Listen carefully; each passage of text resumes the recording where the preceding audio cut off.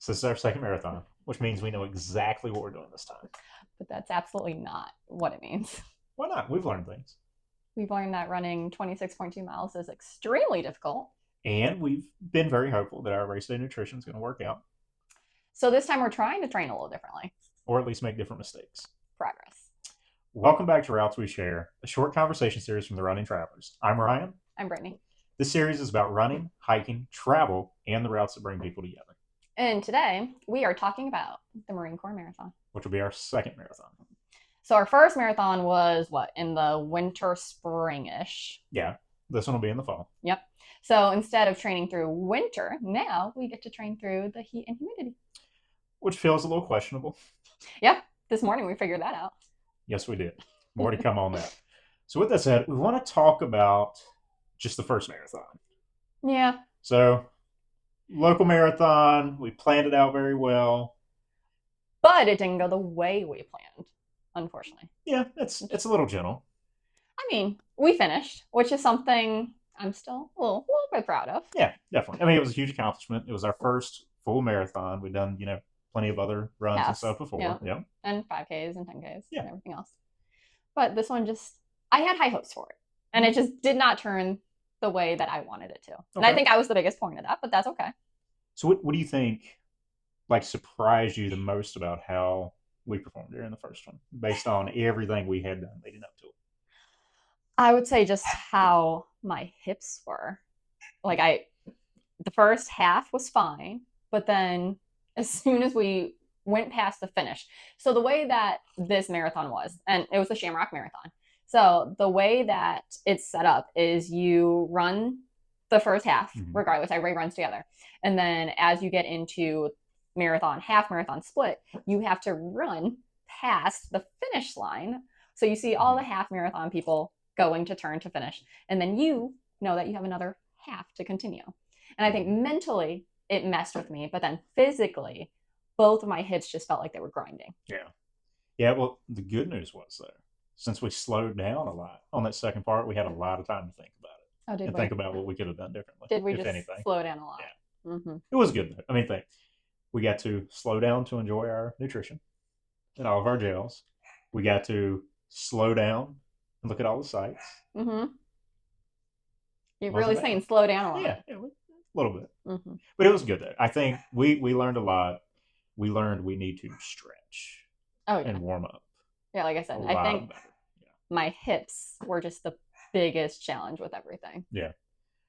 I think the big thing for me was it was just overall legs trying to push through it, but not because I didn't have the energy, but it was just once we started to lose our pace, it was like, okay, now this walk feels really nice. Oh, yeah, no, the moment I stopped, I was between. like, I'm done. Yeah. I think I even told you, I said, just go. Yeah. But I mean, think with that, we still finished it.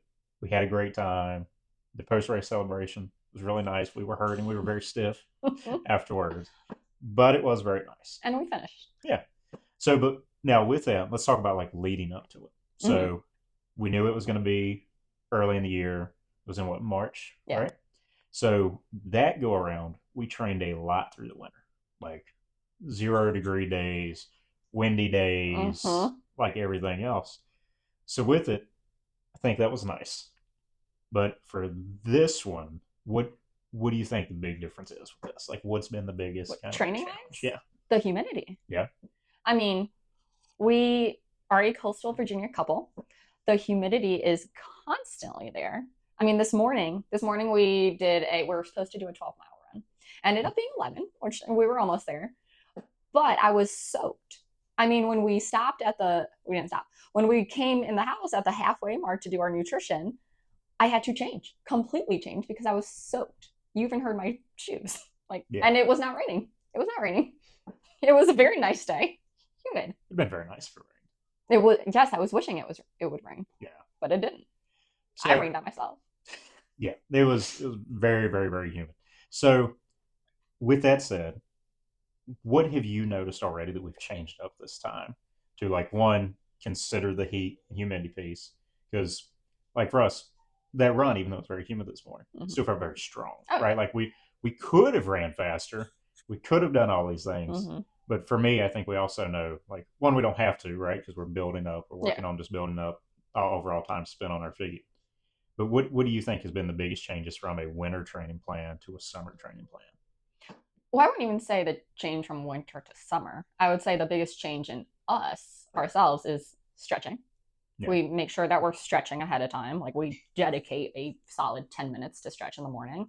And we're also planning out when we're going to take breaks, which yeah, we didn't really do the first time. yeah. We just So, go.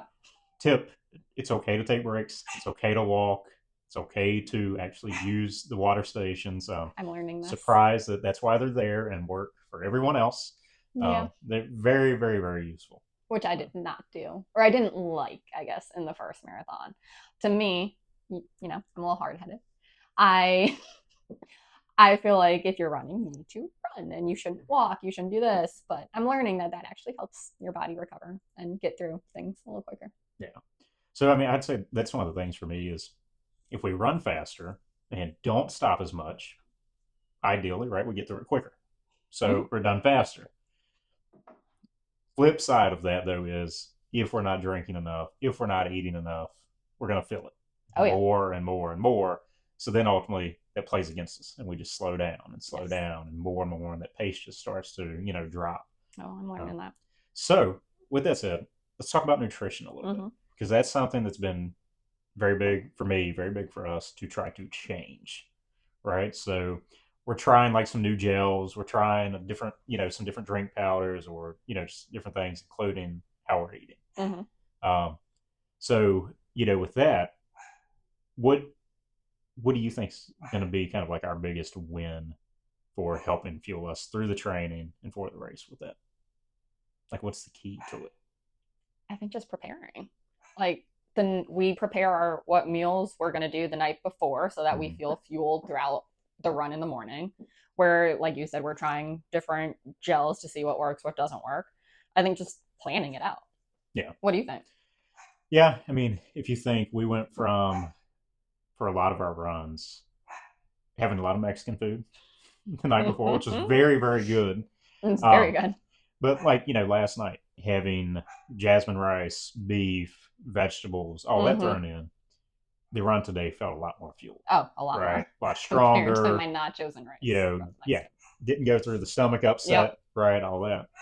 So, like, what do you think we misunderstood about it during the first night? Do you think we misunderstood anything, or we just didn't adhere to what we knew was probably the better I practice? was gonna say I don't think we misunderstood. I think we knew fueling your body in a certain way is gonna help. I think we also said if we eat all of this Mexican greasy food, we're going to have all the carbs, all of this, and we just went with it. I don't think we just understood. Not that we didn't understand. I feel like we just didn't care. Yeah, yeah. Which, I mean, with that said, the greasy food was very, very good. Oh, Love it's Mexican still good. food. It's still Mm-hmm. great. Not Just before a big not run. ideal to have a lot of tacos or a lot of nachos or a lot of chicken or a lot of peppers or a We lot of get it. We get it. salsa The day before. all the night before a Maybe 15-mile run. after. Maybe after. Yeah, yeah, maybe. Good recovery run. Maybe. I mean, food. Okay. Nachos So, while you're running. yeah, just scooping them down. So, with that said, leading into the next part. Obviously, we're training together Mm-hmm. again, right? For this, how do you think it's going so far? What do you have you seen any difference in how we're approaching this training together as opposed to last time?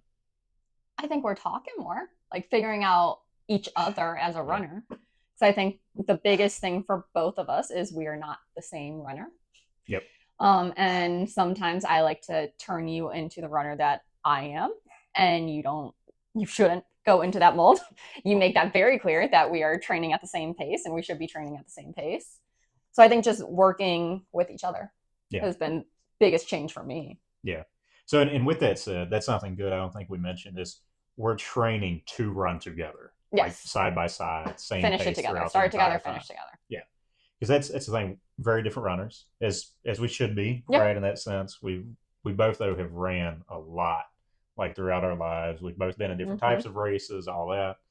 So you've done what primarily road races. Yeah. You did the Ironman 70.3, Mm-hmm. and stuff like that. And then I've done a lot of shorter things when it comes to running.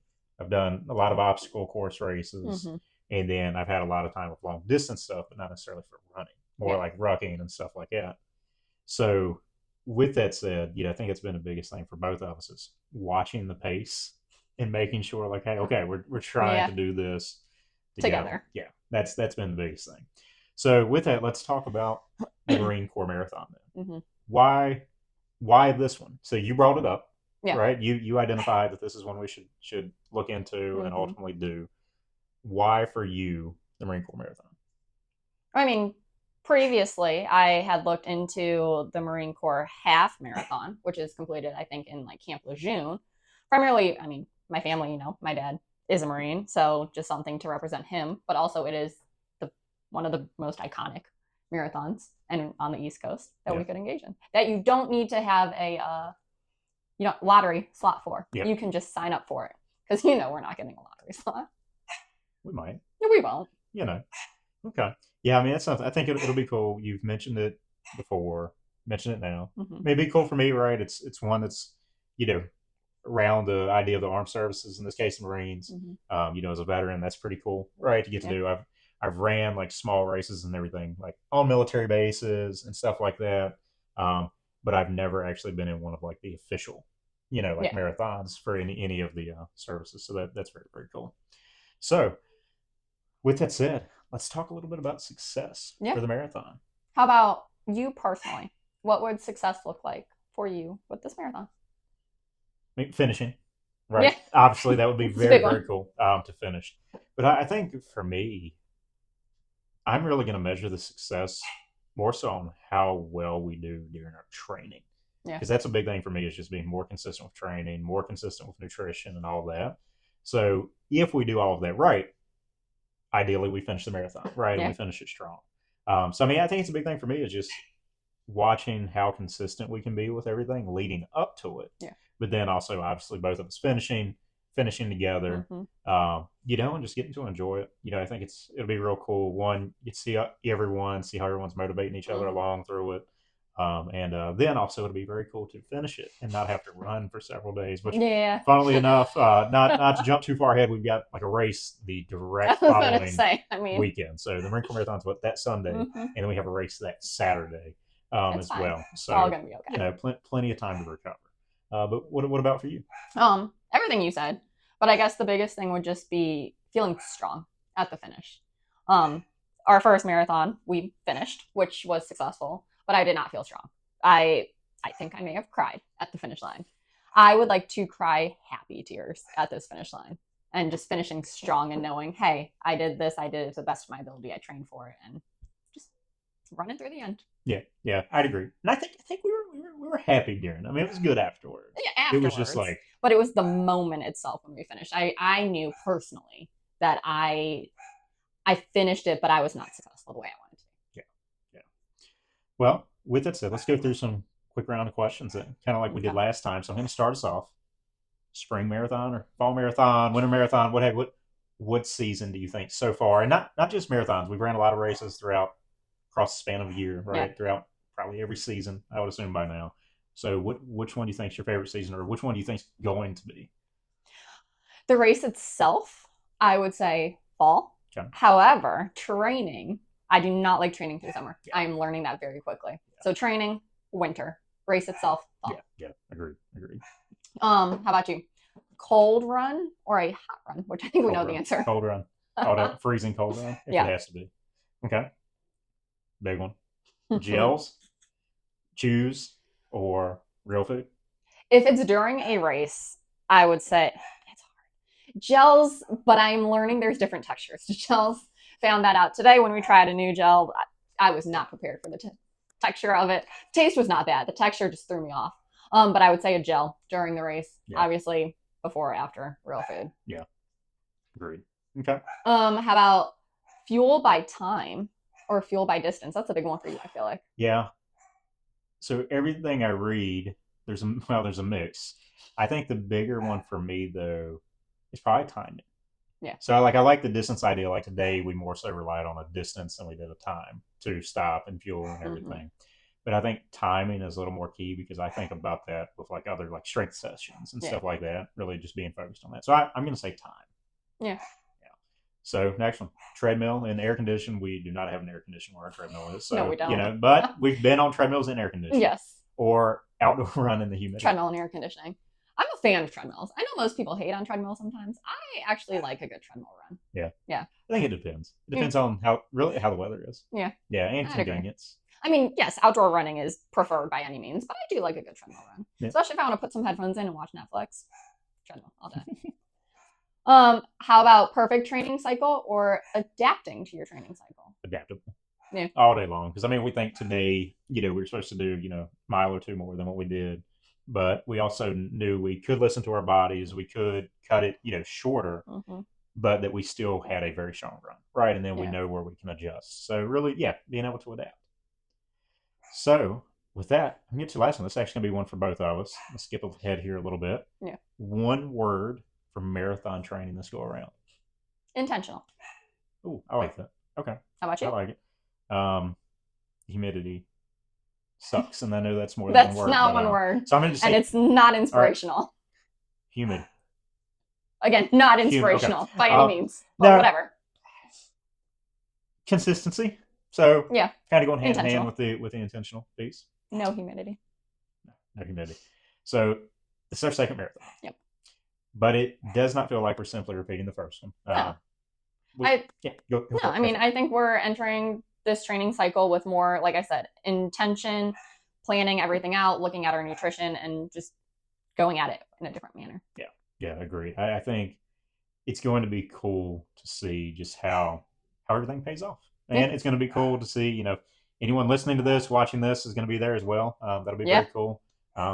But yeah, and then the other fun part is we get to try a lot of new little things relative to the gels. See what works, what doesn't work. Different consistencies of gels, which I love the one we tried today. I liked it. I just was not prepared for the texture. Yeah, very, very different at all. ones we've had. Okay. So, I mean, I guess tell us, if you're training for a marathon, if this is your first marathon, what did you change on your second time around? How are you training? What works for you? Yeah. So, and with that said, thanks for joining us on another episode of Routes We Share. Different journeys. Shared routes. We'll see you on the next route. All right. Thanks.